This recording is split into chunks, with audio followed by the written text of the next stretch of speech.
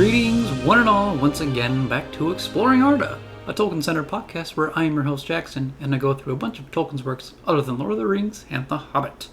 So, we finally finished Fall of Númenor, and very excited about that. And just like I did with the Silmarillion, I decided to make a summary, like a review of the book. And although it is going to be a little bit different from the Silmarillion one, where I did kind of like 5 things, and like 5 things that I liked and 5 things that like maybe could have been expanded upon, I'm actually going to do pretty much 10 points that led to the Fall of Númenor, like 10 distinctive events, I should say, that kind of like pinpoints very important events up until the Fall of Númenor. I feel like that was kind of like important and, I don't know, just very crucial to the story of like this happens in the story, and this is why there was the Fall of Númenor to begin with. So I will be reading off of a script, pretty much stuff that I've wrote, pretty much some notes in between, along with some quotes. So let's just get right into the Fall of Númenor review. I will be reading down here. I have a I have this Google Docs that I wrote, so I will be reading down here. I couldn't really get it close to the camera enough, so here we go. So, Fall of Númenor review. What happens when you mix the stubbornness and the selfishness of the Edain with the chaotic and cunning traits of Sauron? Why, that of course is the Fall of Númenor. So, I don't mean all of the Númenorians in this way, and they weren't originally like that, at least like, a few of them, but as we've kind of read through and listened to the tale of the Fall of Númenor, the ultimate cause of the downfall was because of the weaknesses of mankind, creating division and confusion among their own people. So this episode is dedicated to providing this review and summary of what the downfall of Númenor was kind of all about. And through this review, as I mentioned, I'll be quoting lines from the book as well. And then I'll be putting reference to the page numbers in the description, if I remember, hopefully. And yeah, and that's pretty much it. So, let's start with the beginning of Númenor itself. Given to the Edain by the Valar, Númenor was formed as pretty much a gift to them, so that they would be close to Valinor, the undying land, as possible. A land was made for the Edain to dwell in, neither part of Middle-earth nor of Valinor, for it was sundered from either by a wide sea, yet it was nearer to Valinor. It was raised by Osai out of the depths of the great water, and it was established by Aule and enriched by Yavanna, and the Eldar brought thither flowers and fountains out of Tol Eressëa. That land the Valar called Andor, the land of gift, and setting their course towards it, the Edain came at last over leagues of sea and saw afar the land that was prepared for them. They called that land Elena, which is starwards, but also Anadun, which is Westerness, or Númenore, in the High Eldarin tongue. So originally the people of the Edain were rather excited and pretty much awestruck that a land was crafted for them by the Valar themselves. Because of this, in the center of the island called the Middlemar, there was a tall mountain called the Meneltarma, which is the pillar of the heavens, and it was a dedication to Eru Ilúvatar. There were 3 times that a certain praise or prayer was for Eru was held. Once at the beginning of the year, called the Eric Yerme. Second in the midsummer, called the Eru Latale. See, these are still very difficult to pronounce. And last at the end of autumn, called the Eru Hantale. So this preservation and dedication for Eru and the Valar was very much abundant. During this time of bliss, however, Sauron began to stir again with his dark powers, as he normally does. Sauron was greater effectively in the Second Age than Morgoth at the end of the First, to gain domination over Arda. Morgoth had let most of his being pass into the physical constituents, of the earth. Sauron, however, inherited the corruption of Arda, and only spent his power on the rings, for it was the creatures of earth and their minds and wills that he desired to dominate. So with this state of mind, Sauron begins to plan and plot against Middle-earth, constantly desiring to conquer it and have dominion over all the free peoples of Middle-earth, or perhaps of Arda, in general, in the long run. And switching back to the Númenoreans, there comes the tale of Aldarion and Arendis. And although I won't highlight the entire story, the importance of Eldarion is pretty great in the defenses against Sauron, which happens very soon. He founds the first permanent Númenorian settlement at a harbor or haven that they named Vinulande. In his voyages down the coast, he looked with wonder on the great forests, and at the mouth of the river that the Númenorians called Gwathir, River of Shadow, he established Vinulande, the new haven. Because of this new haven, Eldarion befriends the elves, and is considered by Gil-galad, son of Fingon, that he is the greatest elf friend, that is now among men.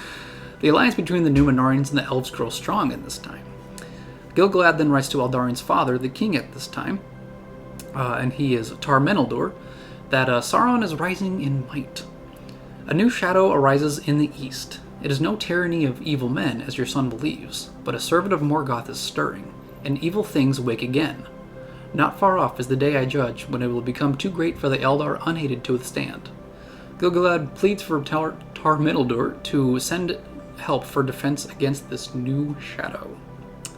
And to dominate Middle-earth, at least for Sauron, was to deceive and separate as many people of the earth as possible. And he did this very well. And his cunning words His cunning words made some of the elves, turn to his side and create the famous Rings of Power.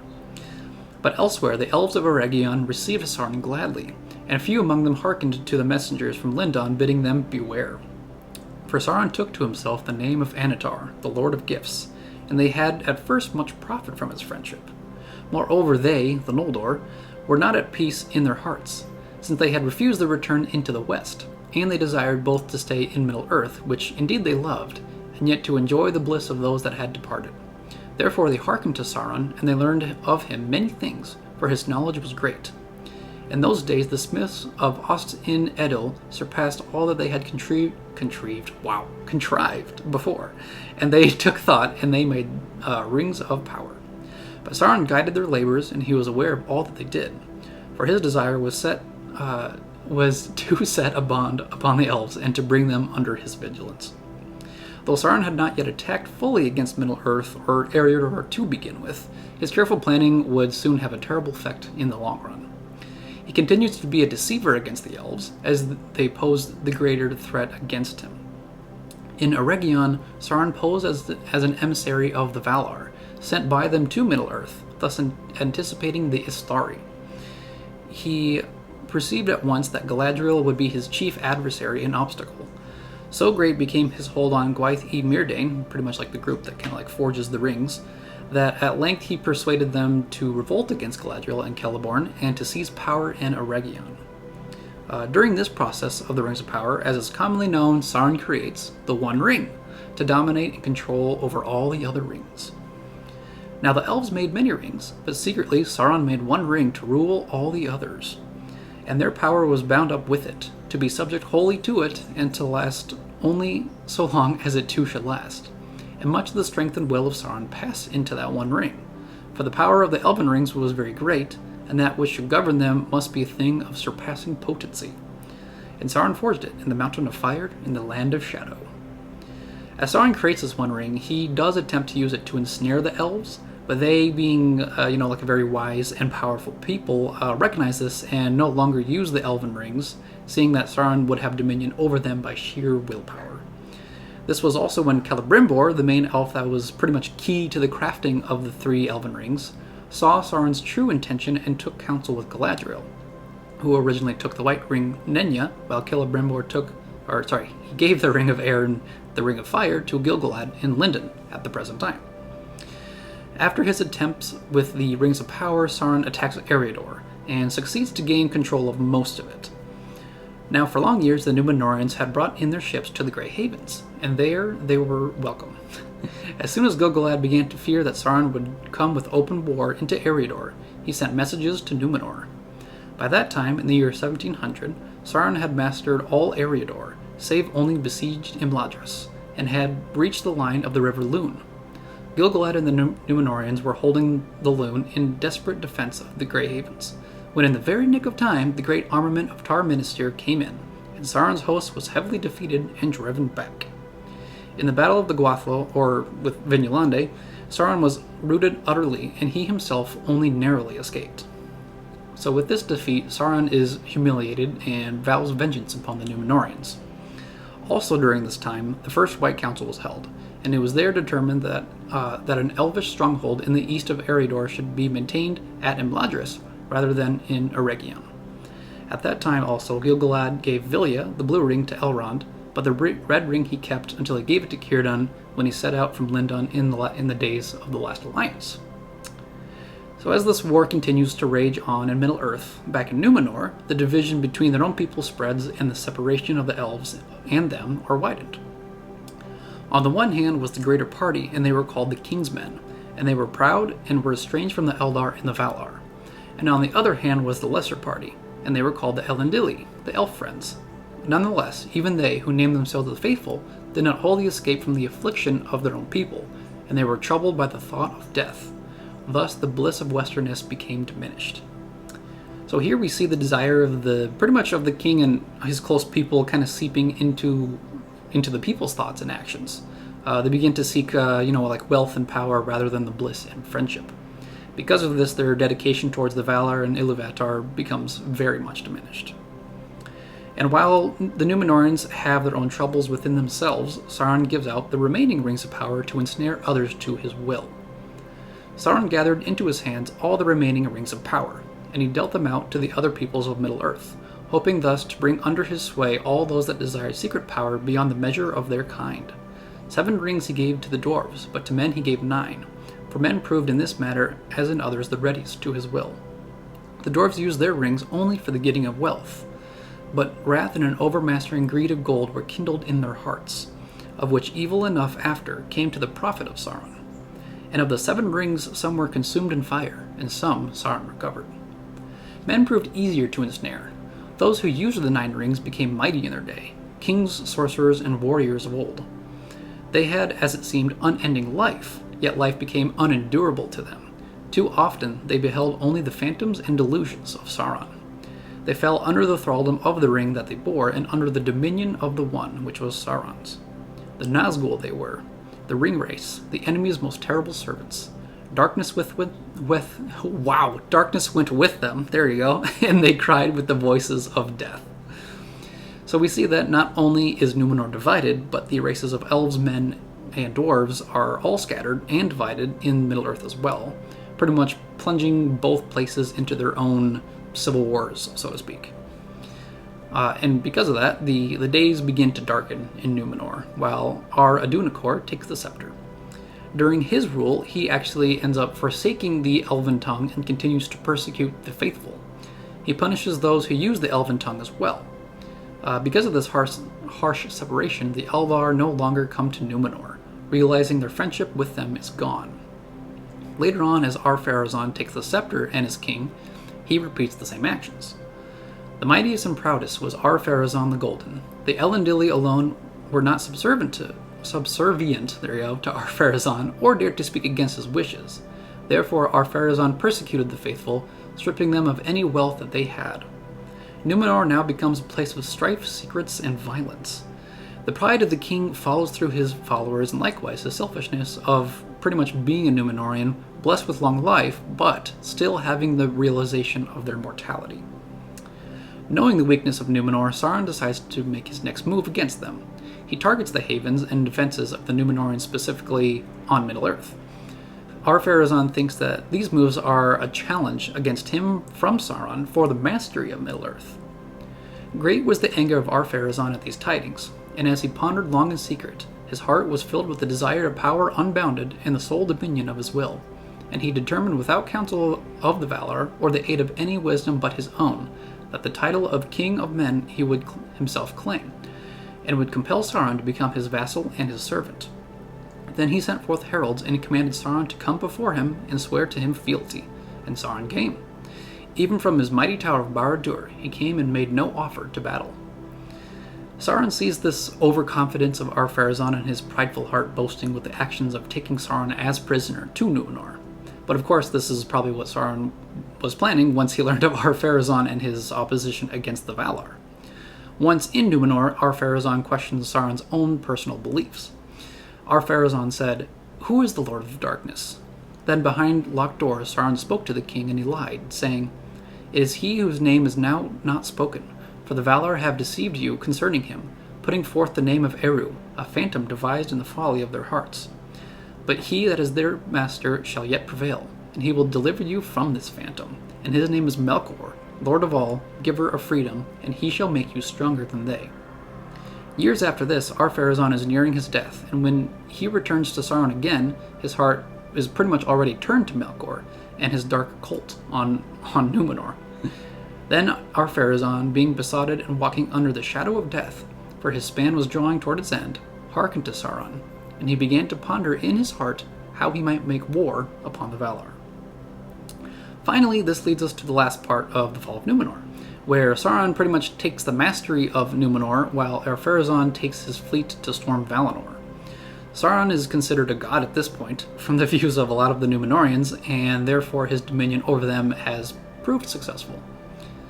Now the lightnings increased and slew men upon the hills, and in the fields, and in the streets of the city, and a fiery bolt smote the dome of the temple, and shore it asunder, and it was wreathed in flame. But the temple itself was unshaken, and Sauron stood there upon the pinnacle, and defied the lightning, and was unharmed. In that hour men called him a god, and did all that he would, for the land shook under them, and a groaning as of thunder underground was mingled with the roaring of the sea, and smoke issued from the peak of the Meneltarma. But all the more did Ar-Pharazôn press on with his armament. So while Númenor is literally under attack from the elements, Ar-Pharazôn continues on until he actually reaches the shores of Aman, Blessed Realm. But the fleets of Ar-Pharazôn came up out of the deeps of the sea, and encompassed Avalone and all the Isle of Eressia, and the Eldar mourned, for the light of the setting sun was cut off by the cloud of the Númenóreans. And at last Ar-Pharazôn came even to Aman, the Blessed Realm, and the coasts of Valinor, and still all was silent, and doom hung by a thread. Then Manwë upon the mountain called upon Iluvatar, and for that time the Valar laid down the government of Arda. But Iluvatar showed forth his power, and he changed the fashion of the world. And a great chasm opened in the sea between Númenor and the Deathless Lands, and the waters flowed down into it, and the noise and the smoke of the cataracts went up to heaven, and the world was shaken. All the fleets of the Númenóreans were drawn down into the abyss, and they were drowned and swallowed up forever. But Ar-Pharazôn the king and the mortal warriors that had set foot upon the land of Aman were buried under falling hills.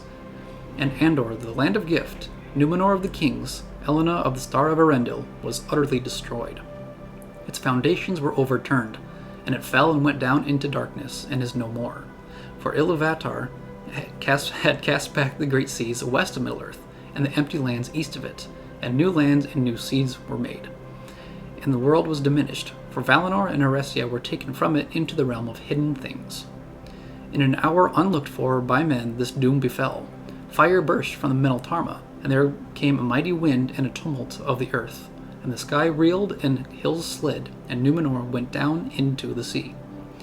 The destruction of Númenor was a terrible event for the people of the Edain, where only a few of their people were actually able to flee, including Elendil, Isildur, and Anarion, whose importance came later, mostly important I should say, not only because of opposition against Ar-Pharazôn and Sauron, but also came later during the Last Alliance. They could only recall memories of Númenor, obviously now, of what it was like in its glory days, I guess you could say, but also during its last days of darkness and treachery. And so with the downfall of Númenor and all its lands and people cast into the sea, quite literally, the story comes to a close when it revolves around the actual land. Defiance against Sauron is told soon after, when his dark spirit was able to flee from the crushing waves of the ferocious sea, but he was never again able to be in his glorious and charismatic figure. I mean, there was so much death, deception, and fury included in the last years of Númenor. From the shutting out of the elves to the punishment and persecution of the faithful, Númenor shifted from a pleasant gifted land to a place of opposition of its creators and a chaotic island of violence and treachery. It was because of the Númenóreans themselves that their land was utterly destroyed, but fortunately not all of them. From these rare lineages, during the end of the Second Age, presented furious and passionate vengeance against Sauron, and did ultimately defeat his physical form. However, with the weak wills of mankind, the One Ring becomes lost, and where the story continues into the Third Age. So, that is pretty much what I had for this summary, this review. Pretty much what happens, some key elements and important events, obviously, that led to the downfall of Númenor itself. Let me know how I did with this review and summary. Obviously, I didn't include every little, detail, but that's obviously for you guys to go out and check out pretty much the whole.